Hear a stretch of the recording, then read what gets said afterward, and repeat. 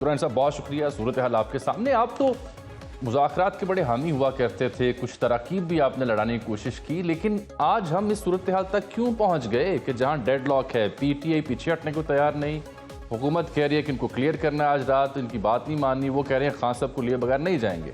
ہم یہاں تک پہنچے کیوں؟ اور وہ تمام کاوشیں جن کا چہرہ شاید آپ کو بھی جاتا ہے, ان کے ساتھ کیا گڑبڑ ہوئی؟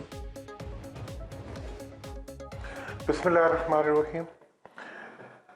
صاحب اس وقت جہاں تک سوال ہے, اس وقت جو صورتحال ہے اس کا ذمہ دار صرف اور صرف ایک فریق ہے جو کہ کسی بھی صورت میں ایک فریق سیٹلمنٹ کو نہیں ہونے دے رہا جی, اور وہ حکومت ہے.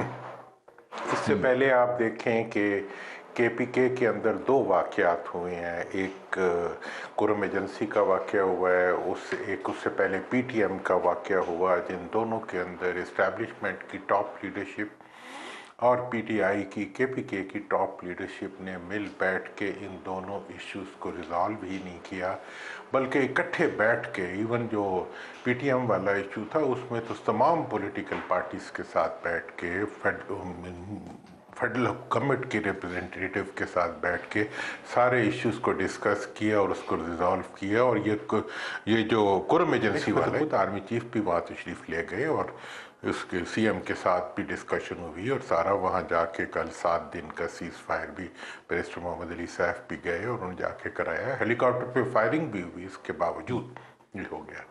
اسلام آباد میں کیا خاص بات ہے کہ یہاں کوئی سیٹلمنٹ نہیں ہو سکتی؟ صرف ایک فیکٹر ہے, اور وہ ہے حکومت. And that is? حکومت کی وجہ حکومت یہ سمجھتی ہے کہ جہاں مذاکرات شروع ہوں گے وہاں ان کی لیجٹمیسی ختم ہو جائے گی, وہاں وہ قائم نہیں رہ سکیں گے, چونکہ وہ ریت کے اوپر بھی نہیں ہے, وہ ہوا میں کھڑی ہوئی حکومت ہے. اور وہ اپنی حیثیت کو, اب تک حکومت کا ایک ہی ٹارگیٹڈ آبجیکٹو تھا کہ کسی طریقے سے ملک کے اداروں کو اور ملک کے عوام کو لڑا دیا جائے, فوج کو اور عوام کو کسی طرح ٹکراؤ کرا دیا جائے. اور اس کے لیے انہوں نے اپنی ہر ممکنہ کوشش کی, اور میں وہ سارے بیانات, ان کی ترغیبات, ان کے الزامات, وہ سب کے سب اگر آپ کے سامنے رکھوں تو یہ چیز ثابت ہو جائے گی کہ وہ یہ چاہ رہے تھے. لیکن آج بھی کیا ہوا ہے کہ جب مسلح افواج آئی ہیں اسلام آباد کے اندر تو پی ٹی آئی کے ورکرز اور وہ آپس میں گلے ملنے شروع ہو گئے.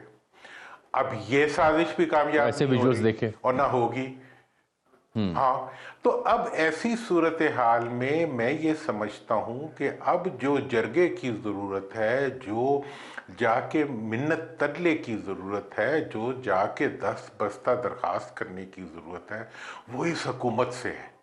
ملک کے سارے سیاستدانوں کو چاہیے کہ وہ جا کے شہباز صاحب کے اور ان کی حکومت پہ دروازے پہ بیٹھ جائیں کہ 190 بلین پر ڈے کا تم نقصان کر رہے ہو اس قوم کا, صرف اور صرف اپنی ذاتی انا کے لیے, صرف اور صرف اپنی حکومت, ایک غیر قانونی حکومت کو قائم رکھنے کے لیے تم آئین پاکستان کی توہین کر رہے ہو.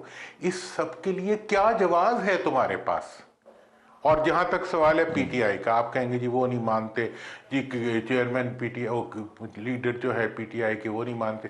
آپ نے کیا منوانا ہے ان سے بتائیں, میں آپ کو منوا دیتا ہوں.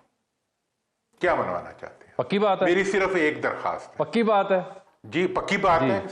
درخواست صرف ایک ہے میری کہ آپ نے تمام, جیسے بھٹو صاحب نے 77 میں تمام قیدیوں کو چھوڑ کے انہیں اپنے سامنے بیٹھ کے ان سے ڈائیلاگ کیا تھا, ایجنڈا سیٹ کیا تھا, اس ایجنڈے پہ بات کی تھی. آپ کیوں نہیں آج تمام کے تمام جو سیاسی قیدی ہیں ان کو رہا کر سکتے؟ جب بھی قیدیوں کی رہا ہو, یہ جی ایک نیا 9 مئی کرنا چاہ رہے ہیں. بھئی تم کب سے ولی اللہ بن گئے ہو, کب سے تمہیں خواب آنے لگ پڑے ہیں, کب سے تم جو ہے مستقبل کی نشاندہی کرنے لگ, کوئی پرابلم نہیں ہے دوسری طرف. اور تمام اب تک کی سٹیٹمنٹ نہیں, وہ بھی تو دیکھیں نا, وہ ان کی جو اہلیہ محترمہ Bushra Begum, now she is leading from the front, گو کہ ابھی تھوڑی دیر پہلے ان کے علی امین قافلے کے آگے ہوں گے, ان کے پیچھے ہوں گی, لیکن وہ تو یہ کہہ رہی ہیں کہ عمران خان صاحب کو لیے بغیر ڈی چوک سے واپس نہیں جائیں گے. हाँ, तो ये मैंने क्या कहा है, रिहाई का मुतालबा है ना।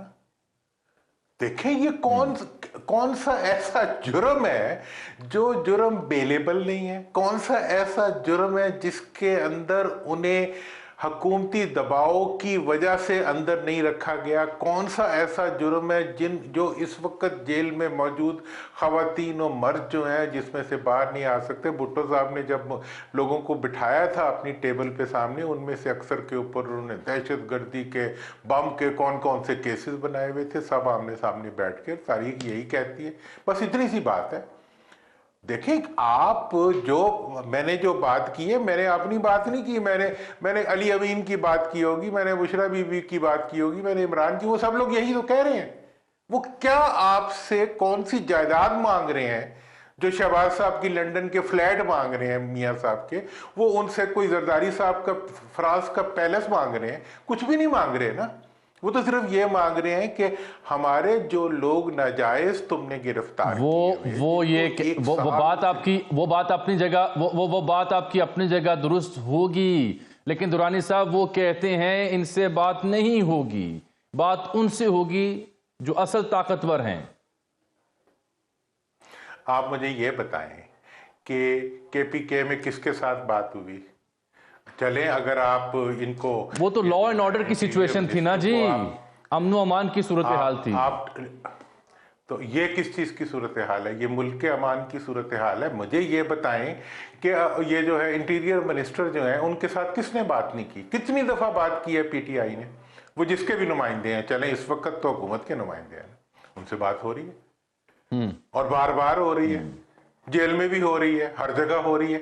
देखिए आप ये जो छोटी छोटी ये ऐसे छोटे छोटे बच्चे आ गए ना, टॉडलर्स, वो आके एनके लगा के वो बैठ जाते हैं जनाब, और वो ऐसे बात कर रहे होते हैं जैसे छोटे छोटे वो मतलब कोई कार्टून फिल्म चल रही हो। भाई मुल्क है, इस मुल्क के साथ जुल्म ना करें, ये मुल्क है।